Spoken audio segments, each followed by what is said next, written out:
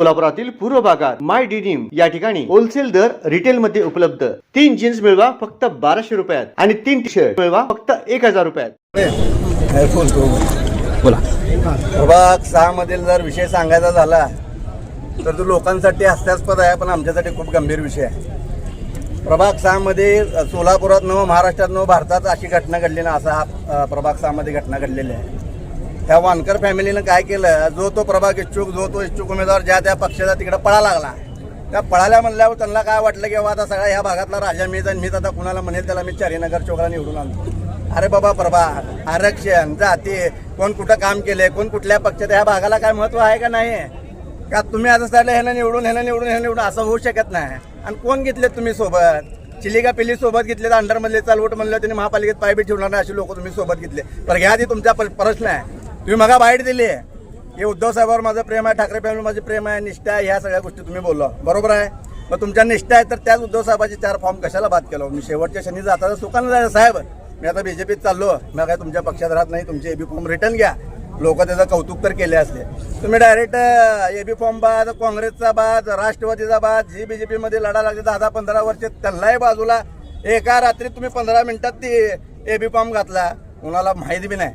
मग हे जो प्रकार जो घडा लागला आहे तो हा चुकीचा आहे। जे बीजेपी पक्षाने बी या गोष्टी लक्षात घेतल्या पाहिजे की अशा पद्धतीनं चालणार नाही, अशा पद्धतीनं समाजकारण राजकारण चालणार नाही, हे माझं महत्त्वाचं सांगणं आहे। आता हे आमच्या जे नाही लहू गायकवाड जे आमचे नेते आहेत, माझा लहानपणीपासूनचा तो नेता आहे, त्यांच्या ह्या मिसेस आहेत, तर ह्यांच्याबद्दल जर सांगायचं झालं, आम्ही भले मी काँग्रेसमध्ये राहू दे आणि बीजेपीमध्ये राहू, दिवस रात्र 7-8 वर्ष बघतो मी पक्षासाठी, ते पोलिंग एजंट करा, ह्या करा, त्या करा, बघतोय आम्ही। विरोध पक्षात असलं तरी आम्ही काम बघतोय।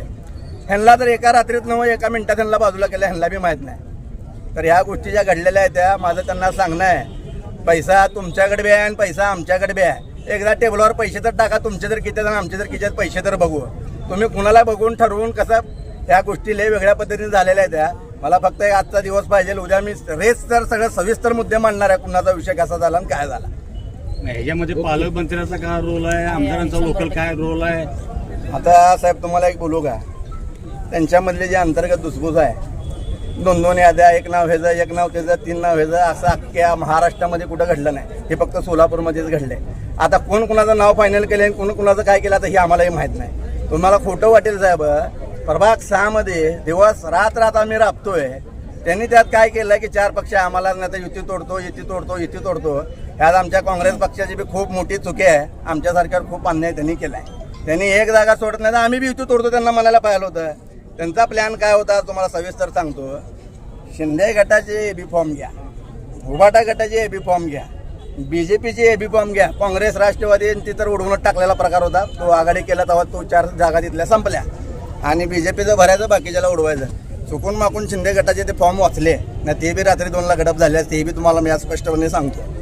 पण जर त्यांना लढायचं तर ताकदीनं ओपन मैदानात येऊन लढू द्यायचं, चिडीचा रडीचा डाव कशाला, ओपन लढायचा।